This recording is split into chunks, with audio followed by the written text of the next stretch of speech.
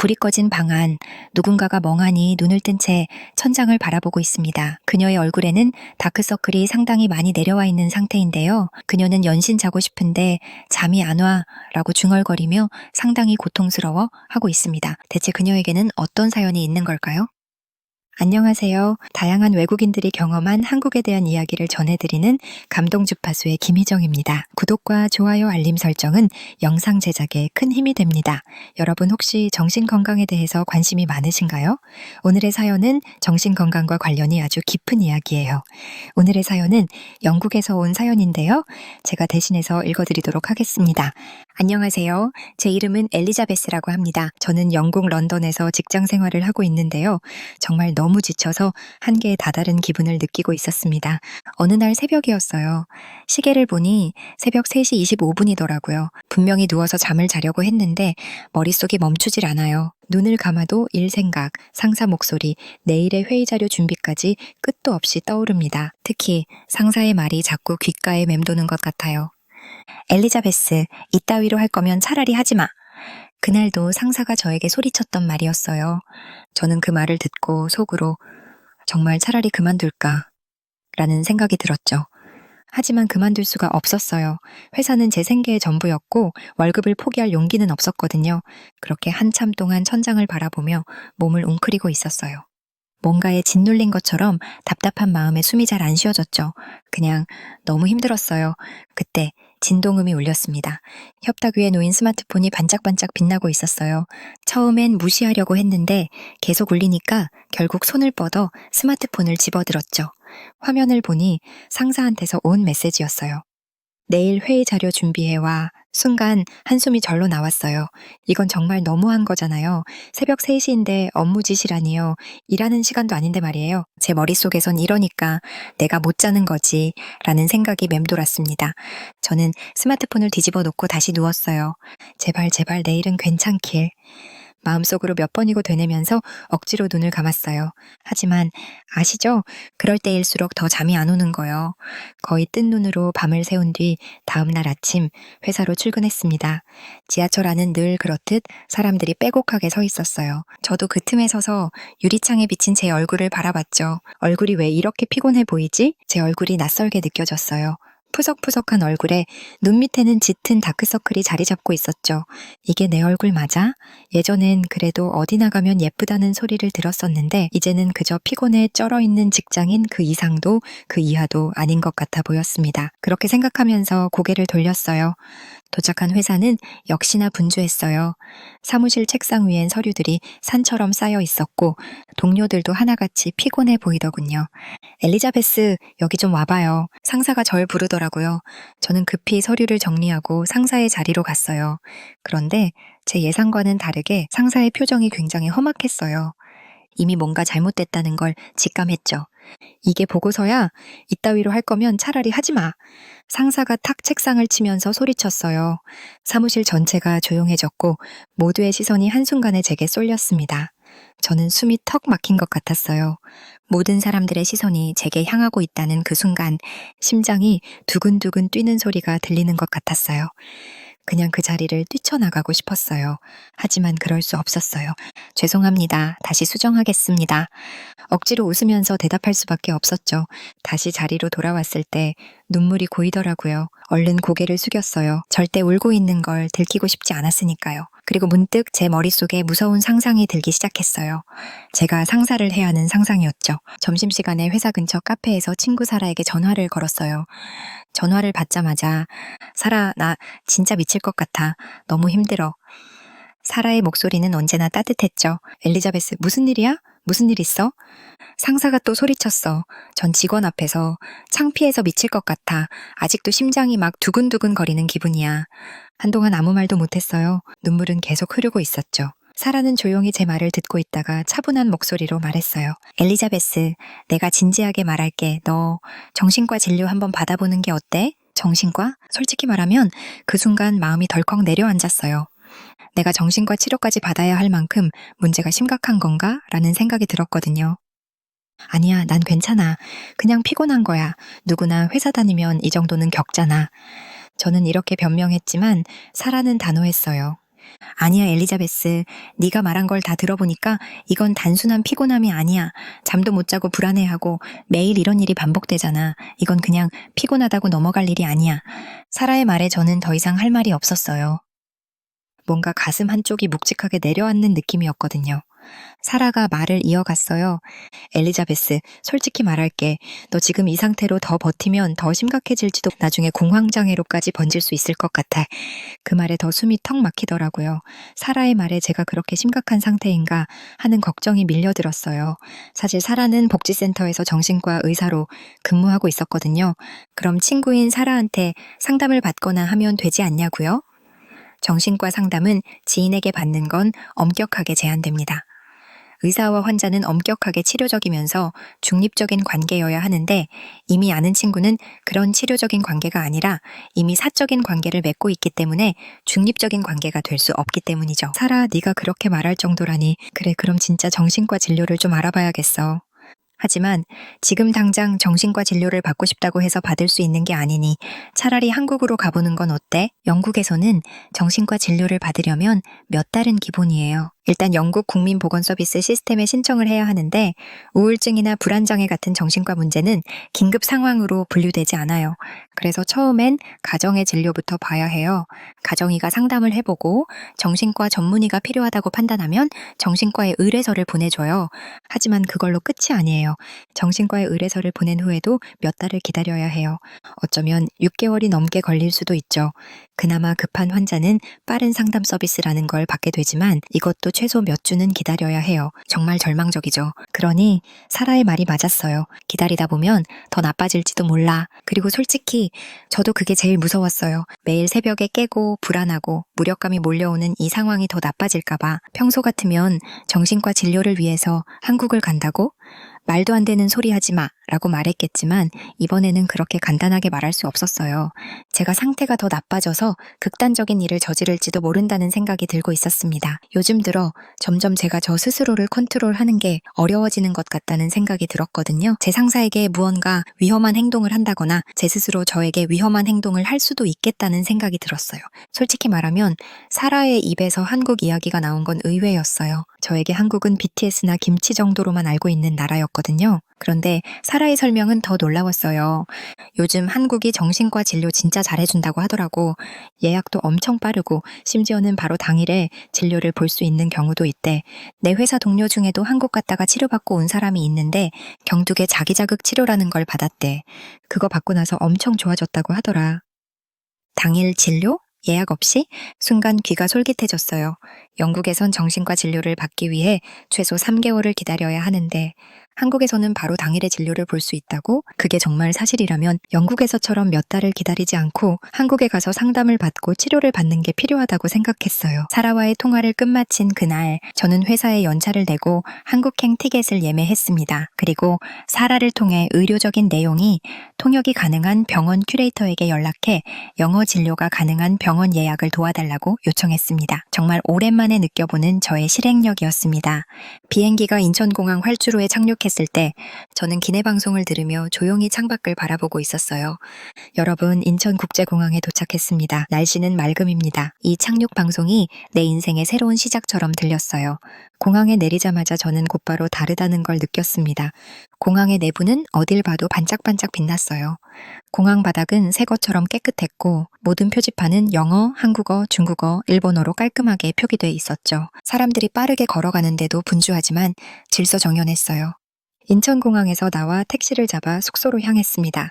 숙소는 정말 쾌적했고 직원들은 친절했어요. 웰컴 드링크로 달달한 음료를 제공받았는데 정말 놀랍도록 상쾌하고 시원한 맛이었죠. 밥알 같은 게 들어있어서 정말 신기했어요. 물어보니 식혜라고 한국의 전통 음료라고 하더군요. 저는 식혜라는 이름을 제 노트에 적어뒀어요. 한국에 있는 동안 기회가 되면 한 번 더 먹어보고 싶었거든요. 한국에 도착한 첫날은 숙소에서 추천해준 음식점에 가서 비빔밥을 먹었습니다. 지글지글 소리가 나는 검은 냄비 같은 곳에 담긴 비빔밥이었는데 색이 너무 아름답더라고요. 비빔밥 소스가 너무 맵지 않을까 걱정했는데 생각보다 맵지 않고 달달하니 맛있었습니다. 채소들이 많이 들어있어서 누가 봐도 건강식처럼 보였어요. 하얀 쌀밥도 윤기가 좌르륵 흐르는 게 아주 맛있어 보였죠. 저는 그렇게 한국에서의 첫 끼를 아주 만족스럽게 먹었습니다. 길었던 비행의 탓인지 부드러운 침구의 영향인지 그날은 정말 놀랍게도 오랜만에 깊은 잠에 빠질 수 있었어요. 오랜만에 숙면을 취한 덕분인지 다음 날은 정말 상쾌한 아침을 맞이할 수 있었습니다. 저는 택시를 타고 코디네이터가 예약해준 병원으로 향했습니다. 병원에 도착했을 때 저는 조금 얼떨떨했어요. 건물이 너무 깨끗하고 현대적이었거든요. 솔직히 말하면 저는 병원이란 곳이 항상 무겁고 우울한 분위기라고 생각했어요. 하지만 여기는 카페처럼 따뜻한 분위기였어요. 병원 안에 들어가니 나무로 된 인테리어와 아로마 향기가 느껴졌어요. 의자에 앉아있는 사람들도 조용히 핸드폰을 보거나 어떤 사람은 책을 읽고 있었어요. 여기가 정말 정신과 병원이 맞아? 싶었죠. 저는 천천히 접수대 쪽으로 걸어갔어요. 접수대에 앉아있는 간호사가 밝은 미소로 저를 맞이했습니다. 엘리자베스 씨 맞으시죠? 예약해주신 대로 바로 진료 가능하십니다. 이쪽으로 안내해드릴게요. 저는 그 말을 듣고 잠시 멍해졌어요. 바로 진료가 가능하다고? 영국에서는 가정의에게 상담을 받고 의뢰서를 받고 정신과 진료를 기다리려면 3개월은 기본이었는데요. 여기선 예약만 하면 바로 당일에 진료를 받을 수 있다니 이게 진짜 가능한 거야? 저는 신기하고 놀라운 감정에 사로잡혔어요. 간호사가 디지털 패드를 내밀면서 간단한 설문지를 작성해달라고 했어요. 건강 상태, 수면 상태, 최근의 기분 등을 체크하는 설문지였죠. 영어로 돼 있어서 아무런 어려움 없이 터치로 쉽게 작성할 수 있었어요. 이건 진짜 빠르네. 종이로 작성하지 않아도 되고 간호사에게 말할 필요도 없이 모든 정보를 터치로 입력할 수 있었어요. 설문지를 작성하자 간호사가 말했어요. 네, 다 작성하셨네요. 이제 진료실로 안내해 드릴게요. 간호사의 안내를 받아 의사 선생님이 있는 진료실로 들어갔어요. 의사는 중년의 남성이었고 눈웃음이 인상적이었어요. 그는 천천히 고개를 끄덕이며 저를 맞이했습니다. 안녕하세요, 엘리자베스 씨. 한국에 오시느라 고생 많으셨죠? 그 한마디에 순간 울컥했어요. 고생 많으셨죠? 라는 말. 누군가 나의 고생을 알아준다는 말이 너무나 따뜻하게 느껴졌어요. 네, 고생했어요. 저는 그 말을 하면서 눈물이 왈칵 쏟아졌어요. 의사 선생님은 제게 조용히 티슈를 건네주셨습니다. 의사 선생님은 먼저 천천히 저를 바라보며 묻기 시작했어요. 오늘 어떤 이야기를 해볼까요? 그 질문에 저는 잠깐 멈췄어요. 어떤 이야기를 해야 하지?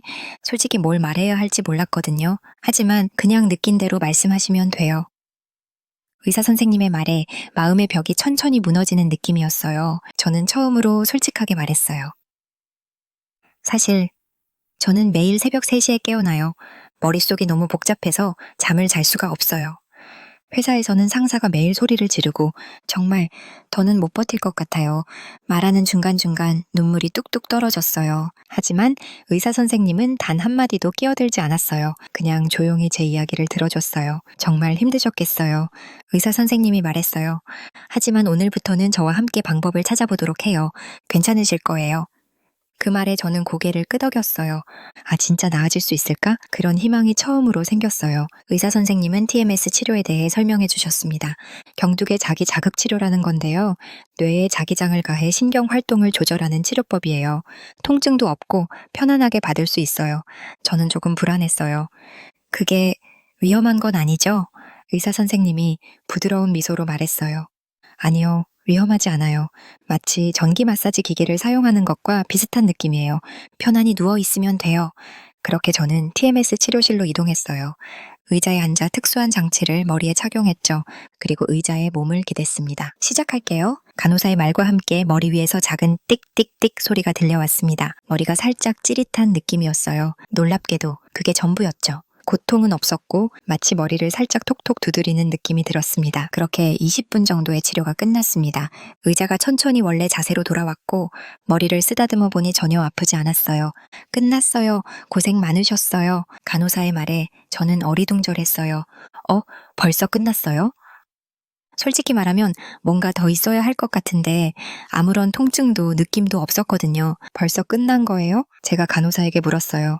네, 끝났어요. 처음엔 다들 엘리자베스 씨 같은 반응을 보이시더라고요. 너무 짧아서 이게 다인가 싶으시죠? 라며 간호사가 웃어 보였습니다. 간호사의 말처럼 실감이 안 났어요. 정신과 치료라면 뭔가 복잡하고 어려울 줄 알았는데 이렇게 간단하게 끝나다니 이게 진짜 효과가 있을까? 의심이 생겼어요. 하지만 머릿속이 조용하다는 느낌이 들었어요. 평소엔 머릿속이 시끄러운 잡생각으로 가득했거든요. 그런데 지금은 뭔가 조용해요. 이게 치료의 효과인가? 처음에는 잘 몰랐지만 분명히 평소와 다른 느낌이었어요. 그날 오후 저는 근처의 카페에 들러 따뜻한 커피를 마셨어요. 창가 자리에 앉아 밖을 바라보는데 카페의 조용한 배경음악과 창문 너머의 햇살이 너무 평온하게 느껴졌어요. 정말 오랜만에 느껴보는 평온함이라는 감정이었습니다. 평소에는 카페에서도 불안했거든요. 뭔가 해야 할 일이 남아있다는 느낌이 들어서 핸드폰을 계속 만지작거리거나 메일을 확인하곤 했어요. 그런데 지금은 핸드폰을 만질 필요가 없었어요. 커피잔을 두 손으로 감싸고 창밖을 조용히 바라보고 있는 지금 그냥 그 자체로 행복하다는 느낌이 강하게 들었습니다. 이런 순간이 너무 오랜만이었거든요. 이 작은 변화가 저에겐 엄청난 차이로 느껴졌어요. 한국에 오길 잘했어. 속으로 조용히 그렇게 말했어요. 일주일이 지났어요. 그동안 저는 매일 병원에 가서 TMS 치료를 받았어요. 솔직히 처음엔 불안했죠. 이게 정말 효과가 있는 걸까? 하지만 시간이 지날수록 조금씩 달라지는 게 느껴졌습니다. 평소엔 새벽 3시에 깨는 게 일상이었어요. 그런데 치료 3일째 되는 날 한 번도 깨지 않고 아침 7시에 일어났습니다. 처음엔 깜짝 놀랐어요. 나 진짜로 안 깼어? 믿을 수가 없어서 시계를 다시 확인했어요. 시계는 틀림없이 7시를 가리키고 있었죠. 그날 아침엔 몸이 한결 가벼웠어요. 오랜만에 숙면을 취해서 몸이 정말 개운하게 느껴졌습니다. 침대에서 일어나면서 저도 모르게 웃고 있었어요. 이게 가능하네. 그리고 치료를 받으면 받을수록 기분이 점점 더 좋아지는 게 느껴졌어요. 물론 우중충한 날씨가 대부분인 영국을 떠나 한국의 맑은 날씨 아래에서 생활을 해서 그런 걸지도 모르겠지만 확실히 우울함이 많이 없어지는 것 같았어요. TMS 치료를 받은 지 2주째 되는 날 의사 선생님과 다시 상담을 했어요. 어떠세요, 엘리자베스 씨? 변화가 좀 느껴지시나요? 저는 미소를 지으며 대답했어요. 네, 정말로요. 예전에는 잠도 못 자고 회사에서 작은 일에도 불안해서 손이 떨렸는데요. 요즘은 잠도 잘 자고 회사나 상사가 떠올라도 예전처럼 불안하거나 호흡이 가빠지지 않아요. 의사 선생님이 따뜻한 미소로 고개를 끄덕였어요. 좋습니다. 엘리자베스 씨, 그건 당신 스스로가 해낸 변화예요. 치료도 물론 도움이 됐겠지만 당신의 노력과 용기가 없었다면 불가능했을 겁니다. 그 말을 듣는 순간 눈물이 왈칵 쏟아졌어요. 내가 해낸 거라고? 그 말이 너무나 큰 위로로 다가왔어요. 한국에 짧은 2주 동안 있으면서 병원 치료 외에 한국인들의 정에 대해서 정말 많이 경험할 수 있었어요. 개인주의 문화 속에 살다가 정이라는 걸 처음 경험하다 보니 처음에는 익숙하지 않았지만 날이 지나면 지날수록 저 역시 이 공동체의 일원이라는 생각과 함께 저 역시도 한국 사람들처럼 다른 사람들에게 배려하는 마음을 갖게 되더라고요. 한국에 있을 동안 자주 방문했던 비빔밥집 사장님은 제가 갈 때마다 항상 과일이나 음료수를 하나씩 꺼내주시곤 하셨어요. 그 감사함에 보답하기 위해서 저도 한국을 떠나기 전에 과일 한 박스를 선물해 드렸어요. 눈을 동그랗게 뜨고 정말 고마워 하시더라고요. 제가 묵고 있던 숙소에서도 제가 식혜를 좋아하는 걸 보고는 매일 식혜 한 잔씩을 제공해 주셨죠. 정말 놀라운 서비스였어요. 병원 진료뿐만 아니라 한국의 따뜻한 정, 이 저의 우울감을 극복하는 데 많은 도움을 준 것 같습니다. 2주 전만 해도 매일 새벽 3시에 깨어 멍하니 천장을 바라보던 저였고 다른 사람의 말 한마디에 부서지고 재조립되고를 반복했었죠. 그런데 지금의 저는 달라요. 더 이상 새벽 3시에 깨어나지 않고 저녁에 제가 계획한 시간에 잠자리에 들고 아침 7시에 스스로 깨어나는 사람이 되었어요. 상사의 말에도 평온한 마음을 유지할 수 있는 사람이 되었죠. 복귀 후 첫날 상사가 저를 불렀습니다. 엘리자베스, 이 서류 다시 수정해와. 지금 상태로는 안 돼. 다시 해. 이 상황이 너무 익숙했습니다. 예전에 저였다면 어땠을까요? 손이 떨리고 심장이 두근두근 뛰고 눈물이 핑 돌았을 거예요. 하지만 이번엔 알겠습니다. 수정해서 다시 가져오겠습니다. 그 말이 너무 자연스럽게 나왔어요. 심장이 뛰지도 않았고 손도 떨리지 않았어요. 나 진짜 변했네? 그때 깨달았어요. 변화는 거창한 게 아니라는 걸요. 어떠한 돌발 상황에서도 차분함을 유지할 수 있는 것, 그게 바로 변화였어요. 그날 밤 제 방 침대에 누웠습니다. 오랜만에 출근을 하고 집에 돌아와서 그런지 침대가 너무 낯설게 느껴지기도 했죠. 하지만 그게 싫지 않았어요. 예전처럼 천장을 멍하니 바라보지도 않았습니다. 불안한 생각들이 나를 덮쳐오지도 않았어요. 저는 천천히 눈을 감고 조용히 깊은 숨을 들이마셨습니다. 공기가 가슴 깊숙이 들어오는 게 느껴졌어요. 그 순간 깨달았어요. 아, 이제야 숨을 쉴 수 있구나. 제가 그동안 얼마나 숨을 참고 살았는지 알게 됐어요. 회사에서 상사가 뭐라고 할 때마다, 새벽 3시에 깨어서 천장을 바라볼 때마다 항상 숨을 참고 있었던 거예요. 하지만 지금은 다르죠. 이제는 숨을 쉬고 있어요. 조용히, 깊고, 편안하게. 제가 우울증과 불안장애에서 벗어날 수 있도록 저에게 많은 지지와 응원을 보내주신 한국의 의료진분들과 저에게 정을 나눠줬던 한국인들 모두에게 감사하다는 말씀을 전하고 싶습니다. 그리고 저와 같은 처지에 있지만 정신과 진료 시스템 문제 때문에 오랜 시간 대기를 하고 계시는 분들이 계시다면 주저 말고 한국으로 가서 정신과 진료를 받아보시는 걸 추천드립니다. 하고 사연 보내주셨습니다. 와, 저는 엘리자베스 씨 사연을 보고 영국의 정신과 진료 시스템에 대해서 처음 알았습니다. 이렇게나 오래 걸리는 거군요. 거기에 비하면 한국의 정신과 접근성이 정말 높은 편이라고 하더라고요. 오늘의 이야기 여러분들은 어떻게 들으셨나요? 다양한 의견을 댓글로 남겨주세요. 오늘도 행복한 하루 되시고 끝까지 시청해주신 우리 구독자 여러분들 행복한 하루 되세요. 저는 다음 영상에서 다시 뵙겠습니다. 감동 주파수였습니다.